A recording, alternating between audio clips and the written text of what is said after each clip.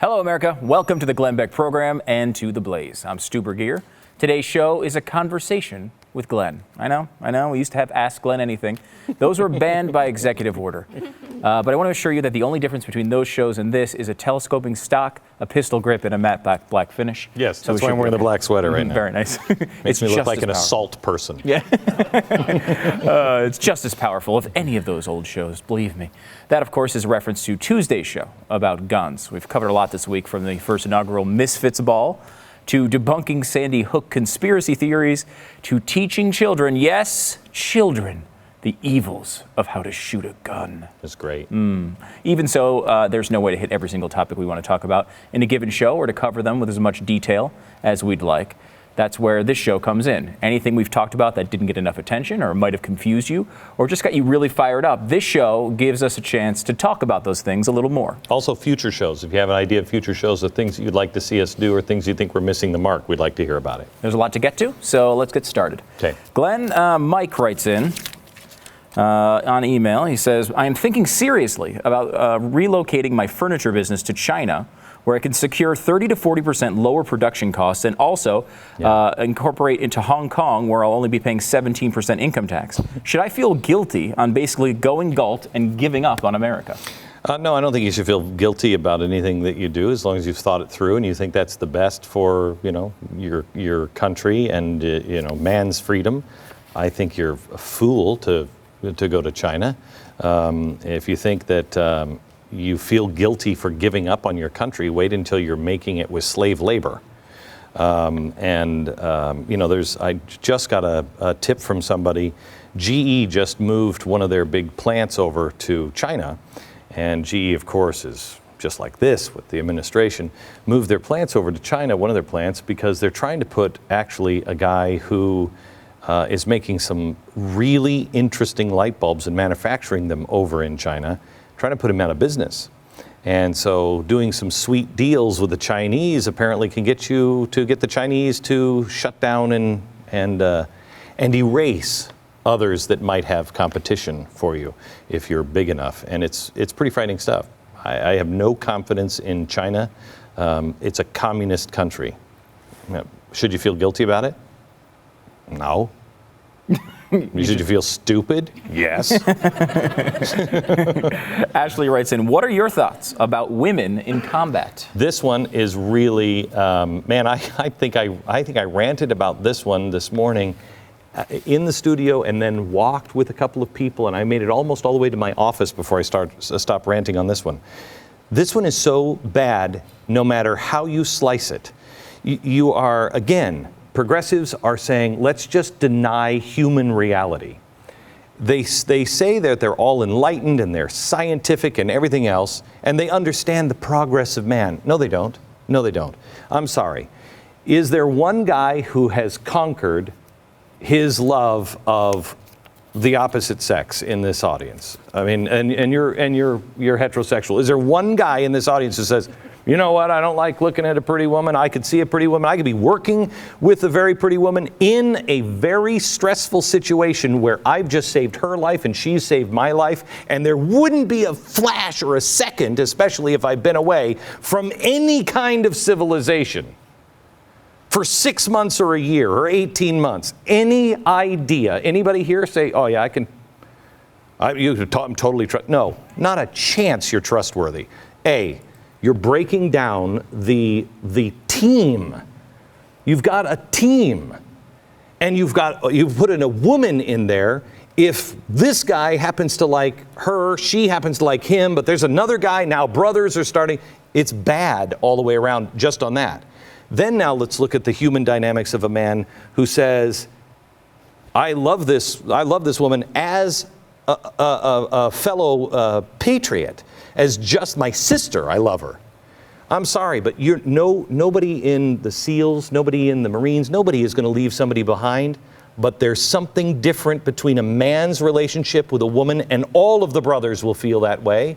And if she's captured, do you think she's not going to be raped by the Taliban? Do you think they're not going to do all kinds of horrible, horrible things that will keep all those SEAL brothers up at night? They will risk too much at times to make sure she's protected. It will take their eye off the ball to make sure she's protected. And try this one on for size. Let's just say that you think I love her. Even though I have nothing, she doesn't like me, I don't really like her, we're just teammates. But you have a crush on her, and you think that maybe we're out in combat. I watch her, I happen to see her, and I lay down fire for her, but not for you. You don't come back and say, you son of a bitch.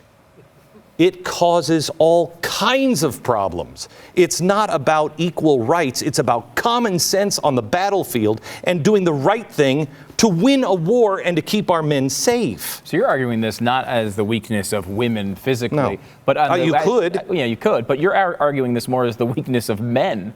I'm saying, you know, for people who say, oh, humans, you're no better than better than a cat or a dog. I'm willing to say we're animals. The baseline is we're all animals. And when you're in, and what do you think war is? Do you think we're any more animalistic than war? Here's another one. Try taking God out of the equation. What happened to our schools in 1962 once we took God out? Well, they've just taken God out of the military. They're no longer teaching the ethics, the Christian ethics of war. Everything is starting to tube on us that kept us upright. Now we're saying, oh, by the way, and let's have everybody just kind of sleep together, mix together, be together, and you guys, you're all brothers. No, you're not. I'm sorry. She's not my brother. She's a woman. I'm a man. I'm an animal in an animalistic situation. It's not going to work. All right. Well, I won't belabor the point, but what about if you have an all-female? I'm totally fine with that. Really? Like the Powerpuff Girls. They can let me tell you something. A bunch of women coming at a bunch of Taliban, I think they'd all wet their pants. That would be. There would be. What about the idea that maybe part of the reason here is, and I don't know if it's part of the reason, but the effect of this will be, you're going to, instead of having these horrible videos with guys getting beheaded in caves, you're all of a sudden going to have the propaganda from them as women.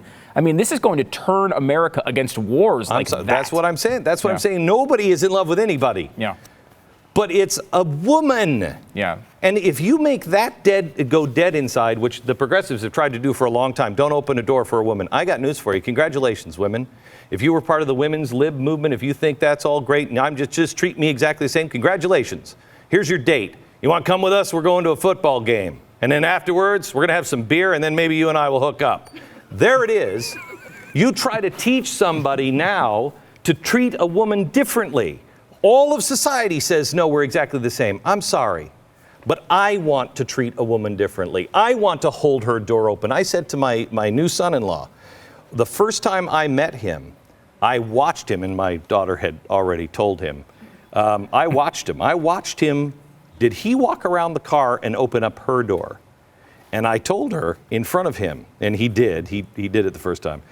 Afterwards, I talked to him and I said, you did the right thing. And I looked at my daughter and I said, no matter how long you've been married, no matter how old and stale it gets, you stand here and wait for him to open the door, because it reminds him of who you are, and it's important for him. I told my wife when I married her, do not open your own door. Please, please. I want to treat you differently than I would my buddy.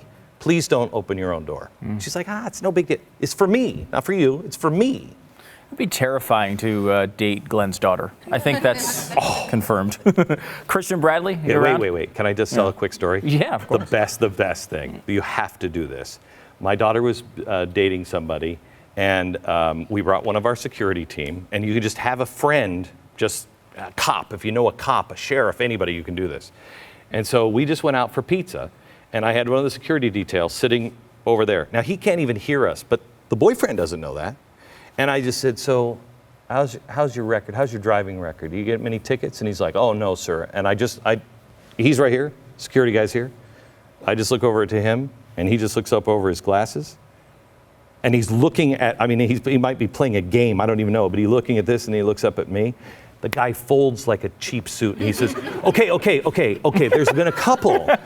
He completely folded, I said, and I stopped him in the middle, and I didn't know any of it. And I said, no, don't worry. I already know. You don't have to tell me.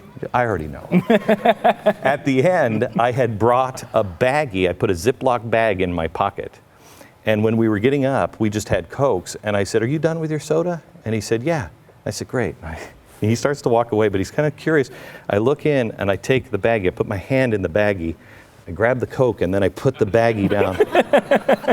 Just checking. It's the greatest thing ever. That kid was like, that is way worse than waterboarding. Christian Bradley over here on the left. I guess my question is, why should we support an organization like the NRA when I feel like if I'm doing that, I'm putting my name on a list that can be pulled from later? Boy, you have hit on, thank you for even thinking of that. I have often thought of that. I've thought of that with the subscribers to The Blaze or even the readers of The Blaze. You don't have to subscribe, just read. If you don't think that they're tracking or capable of tracking, absolutely they are.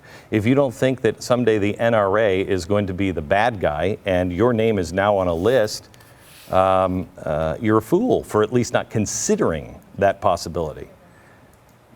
As somebody who, and I know I'm taking this to the ultimate extreme, but as somebody who has walked the grounds of Auschwitz, let me tell you something.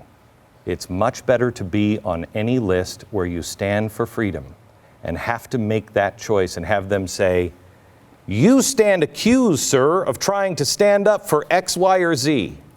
You are mentally prepared for that time, God forbid if it ever comes, to square your shoulder and say, yes, I am, and I would sign that list again. Yes, I am.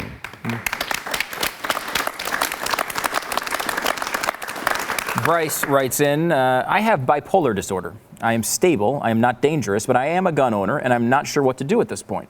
Do I become an activist and irrevocably stick my name on all these lists? Do I get a new doctor and make sure he or she never hears that I have interest in shooting? Do I have to hide my guns so they won't be taken away without due process of law? Okay, I'll tell you this. I believe in abiding by the law. I do not believe that the law is always right or just. I do not believe that making our doctors into snitches is a good thing. On any level. Not good for the doctors, not good for you, not good for the government, not good for anybody. I would not be going to a doctor now that hasn't already said, I'll put my name on that list. I am not going to I will not ask those questions. I will not send those records. I don't go to a doctor. There are things that I just don't go to a doctor for now because I'll wait and until I absolutely have to. I won't go and just look somebody up or ask somebody, hey, we have to do all of our research on the doctors. Do you keep paper records?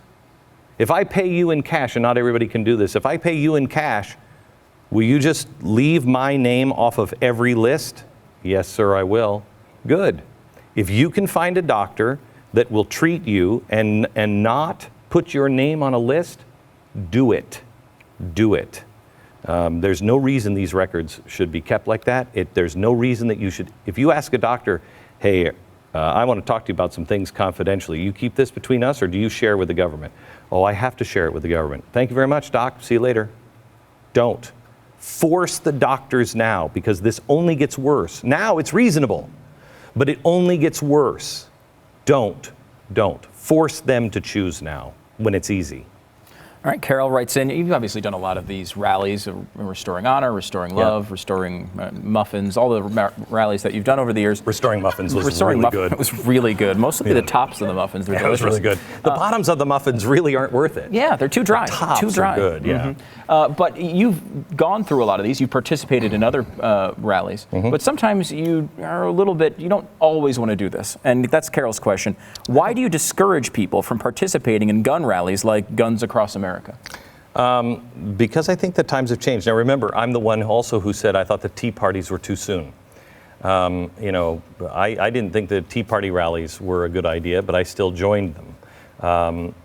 Because it's where the people, initially I didn't think they were a good idea. Yeah, this is when they first started. I thought Tea Parties are not a good idea because people will associate them with taxes, and the taxes aren't high yet. But they will look at the Tea Party and they'll only talk about taxes. It's too early. Don't waste that bullet yet. On this, with the guns, I think you're talking about a different story. I mean, I think we are entering a time now where it is going to become more and more dangerous because more and more people are disenfranchised. Look at the show we did a couple of nights ago with the conspiracy theories. Those conspiracy theories are growing, and the anger on the right and the left is growing. And what they need, what the government needs from you, is someone angry with a gun. Whether you shoot it or not, someone angry with a gun. We know now that if you look at the Tea Party and you look how that all tracked out, we know how the media is going to treat you. We know how the media looks at anybody in the Tea Party, anybody with a gun, or anybody with a flag. We know. So how do you think you're going to change things? Because the public figures in Washington, they're not afraid of you. They're not afraid of you. The media is not afraid of you. And both of them know how to effectively paint you. Why would you stand on a Capitol with a snake flag, a don't tread on me flag, a regular American flag, and signs exactly like the Tea Party, exactly what they've already dismantled, and make it worse, and run the risk that either through an infiltrator or a crazy man, somebody gets up on, in front of a crowd or in front of a camera with a gun and like, no, you take it and I'm killing all of you. It's nitroglycerin. Be very, very careful. Recognize the times have changed. Gravely, they have changed. Isn't that sort of wussing out, though, or not standing up? I mean, No. you're fearful that one tactic. crazy person comes out and makes a bad name for you so you don't show up? No, it's a different tactic. Look, Martin Luther King, that was not higgledy-piggledy thrown together. That was really, really well thought out and very well orchestrated. I mean, that was not grassroots. By the time he made it, that was not grassroots. That was carefully orchestrated because they knew we're living in a time that somebody does. We've got Klan members. We have Klan members right here on the street. And then we have people who have righteous indignation. How dare you? And the Klan members wanted you to strike back. That's why he let his own people go to jail. If you struck back, if you broke ranks, you went to jail and nobody was there for you. You don't do it. Everybody had to sign a pledge. Everybody who marched had to sign a pledge. We understand. And they had team captains. You don't break rank. And you make sure he doesn't, and you make sure she doesn't. That's the way it was done. Nobody's doing that now. You have to be very careful. We are entering the times of Bonhoeffer, MLK, and Gandhi. Not yet. These are not the times that try men's souls, but soon. Gandhi, Bonhoeffer, MLK, Jesus. They have the plan. Follow that plan. And it has to be a well thought out plan. What's your step after the rally? All right. Jamie Jordan? No, over here. Jamie, you had a question? Sure, yeah. First of all, I had lunch at the Federal Reserve on Tuesday, back Here in Dallas? Yeah, here in Dallas. Okay. And you had mentioned, I think, on Monday that you might want to have Richard Fisher on. I like him. I don't know if I trust him because he's in the Federal Reserve, but I like him. No, I agree. And I actually went in there. I was sweating, and it's like I'm going into the belly of the beast. Oh, yeah. At lunch. It is the Star Chamber. It is, yeah, it's serious. And so I was nervous, but man, he was good. He was really good. I highly encourage you to have him on. My question kind of revolves around my background from 20 years ago. I actually was asked 20 years ago to say the invocation at a state convention meeting of the Texas Concerned Women for America. And the keynote speaker was David Barton at that meeting. Wow. Anyway, I was asked to say the invocation because I had been arrested a few months earlier. In fact, it was 2 weeks after Bill Clinton first got elected.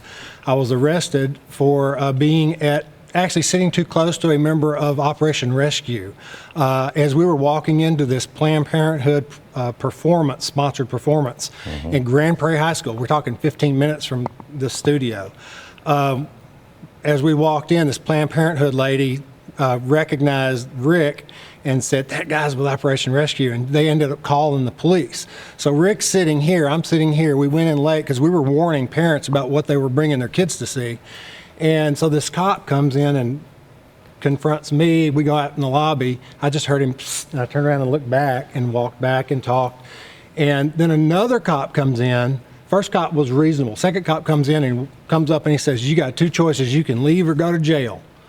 And I said, well, why? What am I doing? He said, you can leave or go to jail. I said, well, I'm not leaving. I had right then was a line in the sand. I could either have my rights run over or I could stay and suffer the consequences. So I said, well, I'm not leaving. So I walked back in, sat down. He arrested me in the aisle, which was funny because my two buddies, they thought I left to go to the bathroom, and all of a sudden I'm getting handcuffed in the aisle. And what was he doing in the bathroom? Was he really just reaching for toilet paper under the stall?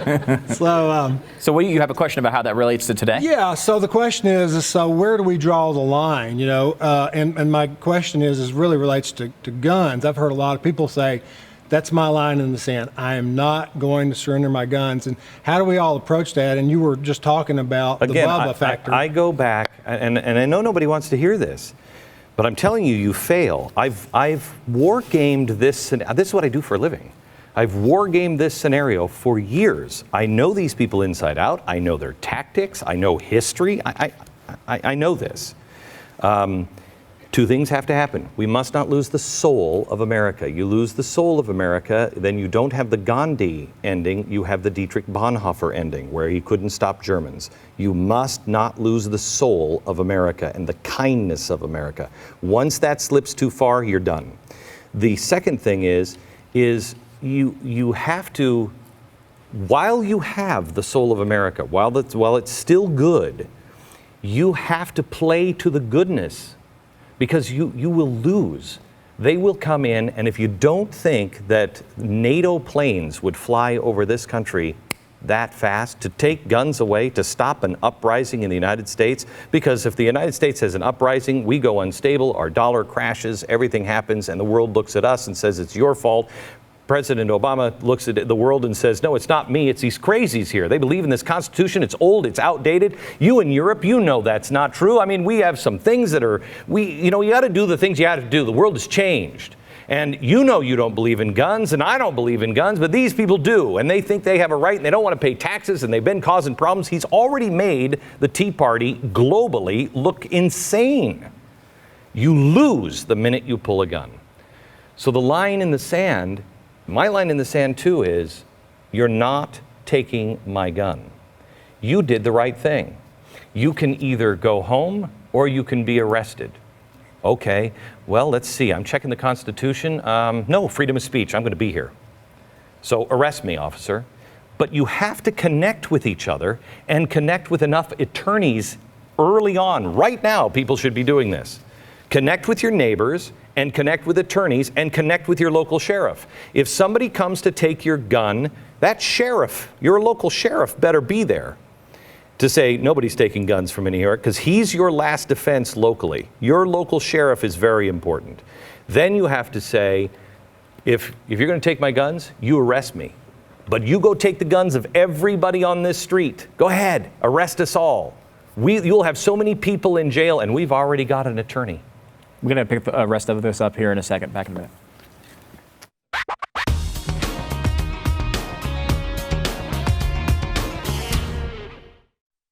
How do you fight a president with a group of people that nobody has any confidence in? And that's where everybody in this room really comes in. I mean, Congress isn't going to be the solution. Washington isn't the solution. And I think what you're doing and what so many other people around here are doing is fighting on different fronts and basically calling it what it is, which is Republicans over a long period of time have bought into the entitlement mentality, bought into middle-class entitlements, and have continued to grow Washington, D.C. And I don't really see anything going on in Washington right now on the Republican side that leads me to believe that they're going to change their tune.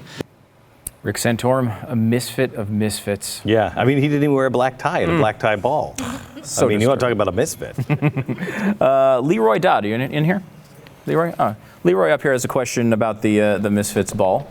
Go ahead, Leroy. Well, Glenn, being a young African-American, I think you know a good friend of mine, Pastor Stephen Broden. Yes, I do. Hanging out with this guy and people like him, I've learned a lot about history. And there was a film called Marfa 21, Black Genocide, and it gave me a lot of history on how early eugenics started to categorize and label these different titles on certain individuals that they were targeting. And may I just say, before you go on? Yes. They're doing that now. What do you think this is, this information with your doctors? Remember, It wasn't the Nazi government that was doing it. It was the doctors and the nurses that really did it. At the very beginning, it was all doctors and nurses, and it was all about paperwork, and it was all about categorizing. You know, there's a great book called IBM and the Holocaust. If you read that book, if IBM helped them, they claim unbeknownst to them, yeah, right.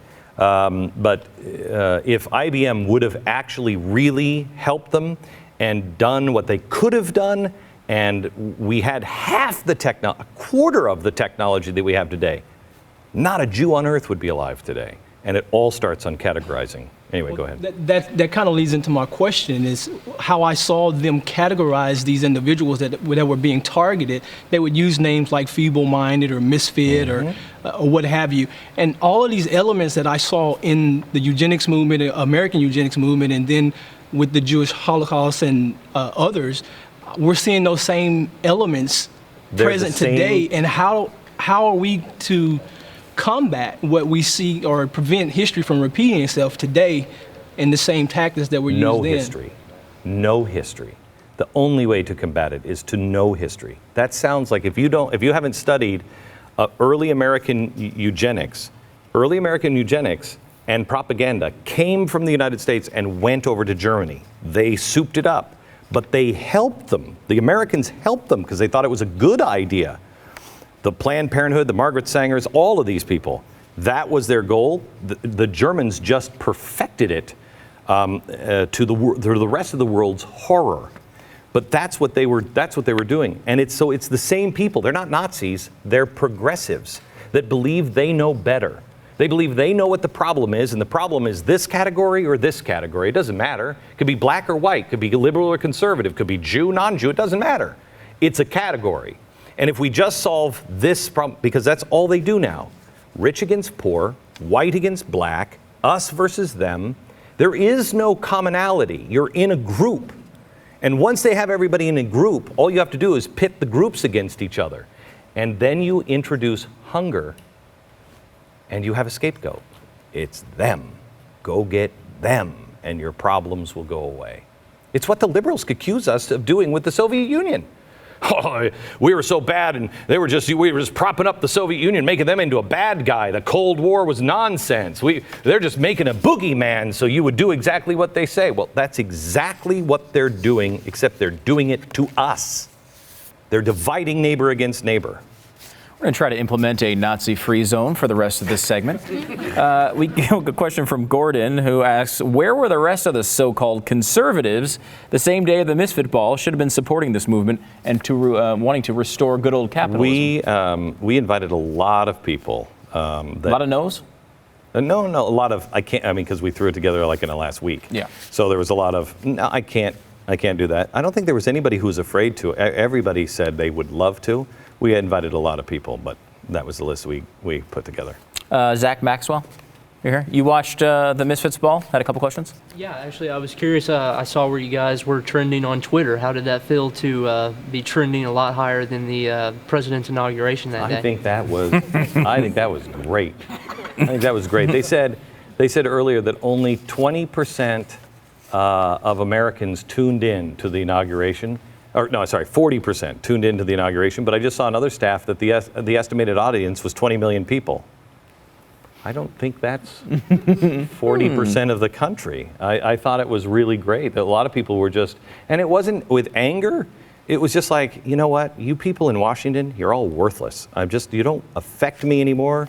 It's really a good place and a very dangerous place to be. We have to continue to pay attention. We have to watch what they're doing in Washington. But let's stop giving them all of our power and our time. We have to do other things. We have to gather, we have to store, we have to make plans, we have to raise our families. The most important thing we do is strengthen our families, strengthen our children, and we have to battle Washington. But many of us, at least me, I turned everything upside down because I saw crisis. And I'm like, we got to go, we got to do this. And I got to election night and I said, what have I done? My son and my daughter are 4 years older. I've missed 4 years of their life. They've been with me, they've traveled with me, but I haven't laid down on the carpet with them every night. Yesterday, we do a thing at our dinner table every night where we say, what's the best part of your day?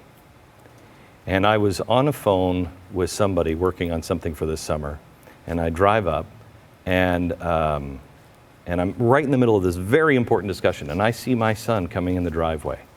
And I said, I gotta go. I don't want to be on my son on the phone when I open the door with my son. See you later, I'll talk to you tomorrow. Click. I wouldn't have done that because everything was a priority. And we sat down at the dinner table and I said, what's everybody's best part of the day? And everybody had theirs. They got to me and I said, best part of my day is when I saw my son run to the side of the door because he was excited that Dad was home. That I think I was on the verge of losing. We can't lose that. We have to pay attention to our families because it's the last line of defense. More in a second.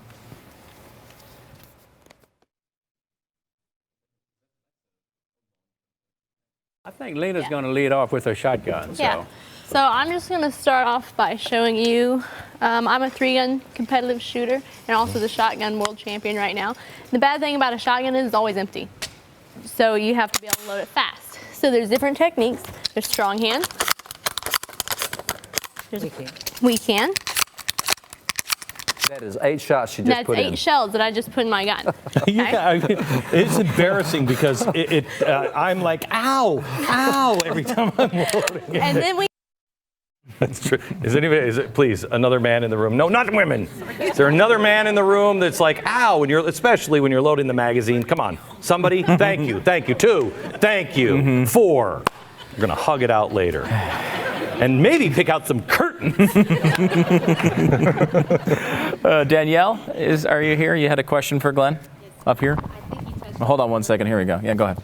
I think you touched on it earlier. My husband's a physician. He took a Hippocratic oath, of course, when he became a doctor. And we have a huge responsibility to our patients to hold their privacy as close as we can. We do not give up any information.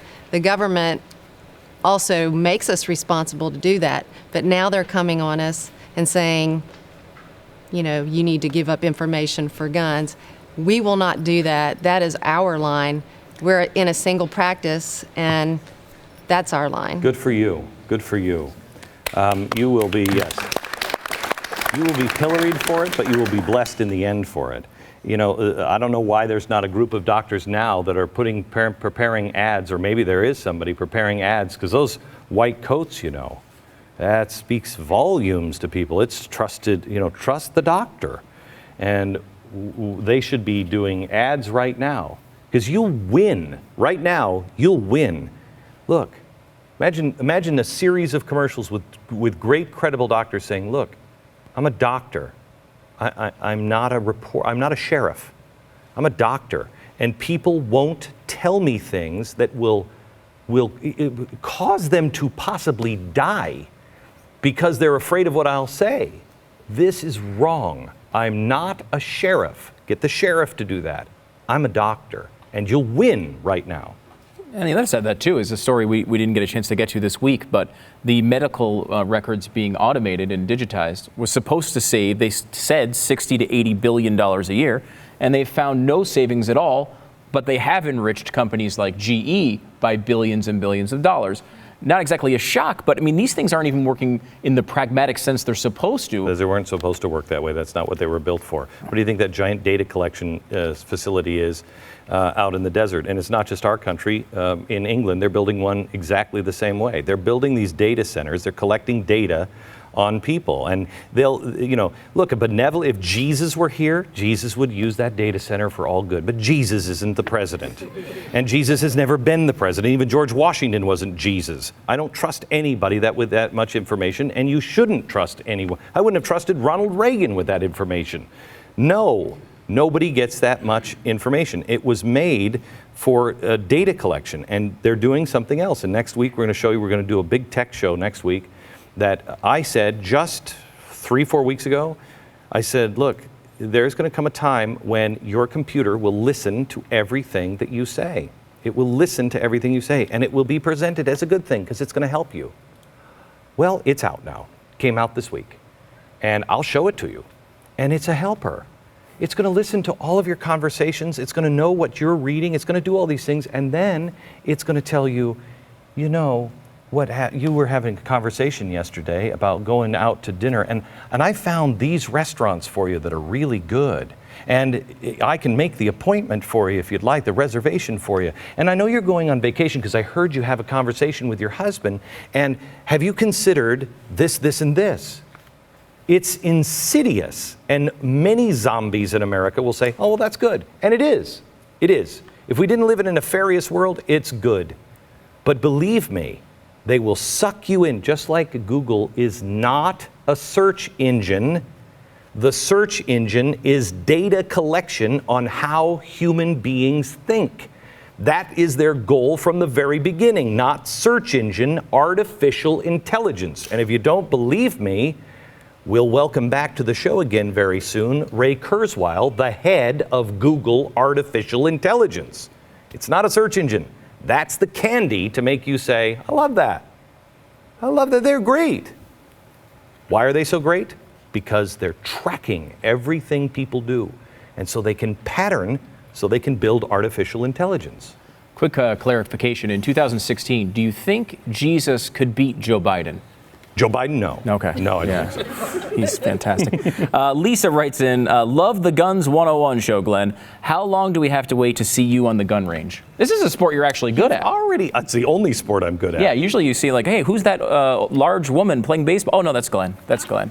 He's the large woman playing baseball. Thank you very much for that. You've already seen me. I've seen you play baseball. No, you've seen me. I think my wife took a quick video. Right? Hang on, Tiffany, you have it? Oh, yeah, watch this. This is impressive. It's hard to tell he's actually hitting these things. But I am. Yeah, that was a quick. I mean, I am good at, that's the only sport I'm good at, the only one. I actually want to bring everybody from New York, our team from New York, who are all like, oh, it's Texas. It's Texas. They wear boots in Texas. They scare me. I want to take all those guys to the range. And I want to see how many of them we can get after an hour that are comfortable with a gun, because they're all scared out of their mind. They convert fast, though. The guys from New York come down here, and they're going to the range more often than... Let me tell you something. This is the honest God truth. This is how bad the indoctrination is. In Philadelphia, they just suspended a kid for doing that. It's a piece of paper. Now, I don't know what the magazine, how many rounds it held, but it's a piece of paper. Please don't point that over here. I'm sorry. Okay, thank you. What's happening to us is they are indoctrinating our kids to get to the point of, it's not political correctness. I used to think, oh, how far political correctness. It's not that. It's not that. This is intentional indoctrination to get a new generation to be afraid of guns. I don't care if you want to own a gun. I don't care if you believe, you'll ever hunt again. I don't care. Take your children to the gun range and teach them safety with a gun. Teach them that it is not the gun that is bad. It is the person using it who may be bad. Okay. More in a moment.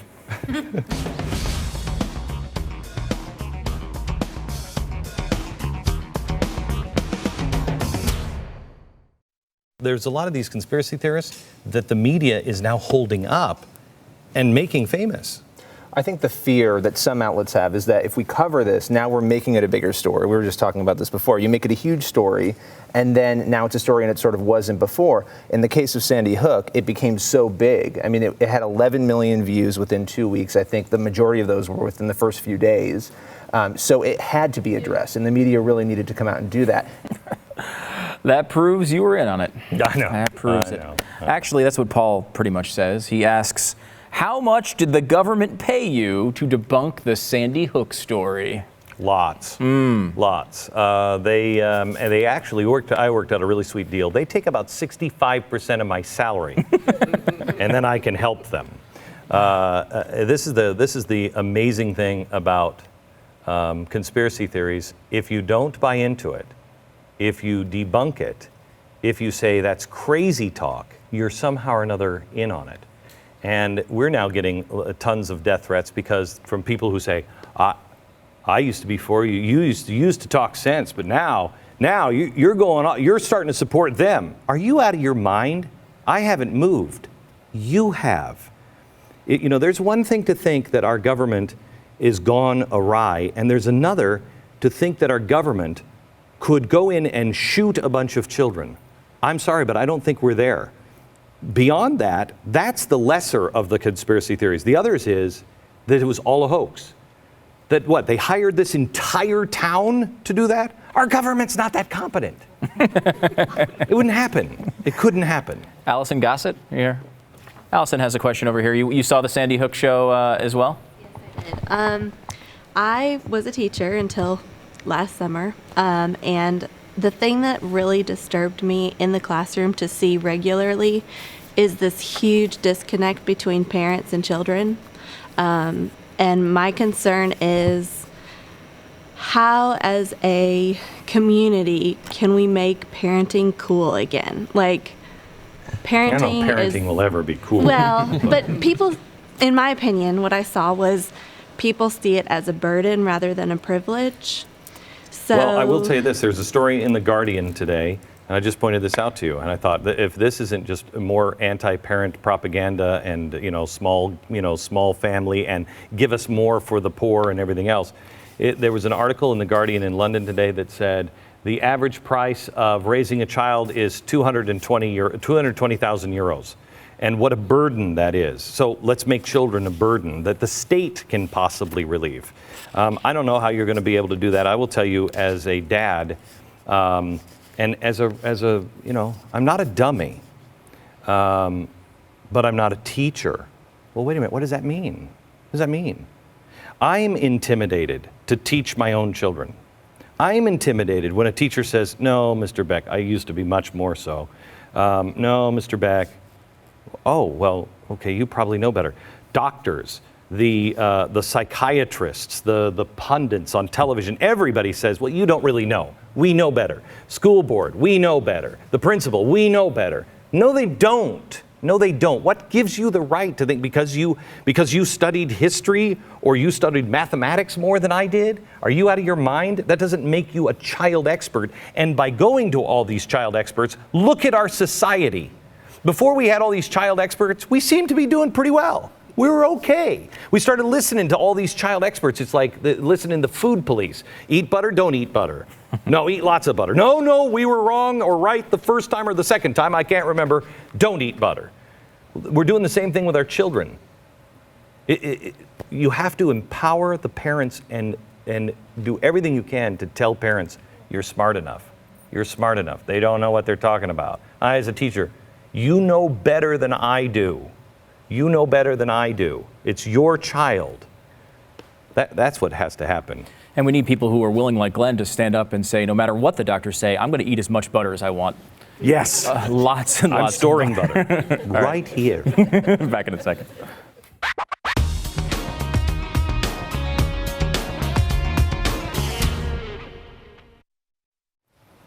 All right, we've got about a minute left, Glenn. Do you think more parents will go to homeschooling as a result of Sandy Hook? Yes, not because of Sandy Hook, because of everything that's going on. Who here has considered homeschooling that never thought you would consider it before? Yeah. I mean, and homeschooling has to be done. Has to be done. At some point, they're going to come after homeschoolers, and they're already doing it. They're trying to make homeschoolers. Sandy Hook, one of the first things he said, oh, he was homeschooled, you know. Oh, he was homeschooled. Oh, that's right. I know all those homeschoolers that are so polite, so well-mannered, so smart, that are just also killers. And also test better in every single measure. And I feel like I'm too stupid to homeschool, though. Is that a typical? Yeah, in your case, yeah, you're too stupid. Thank you. From Dallas, good night, America.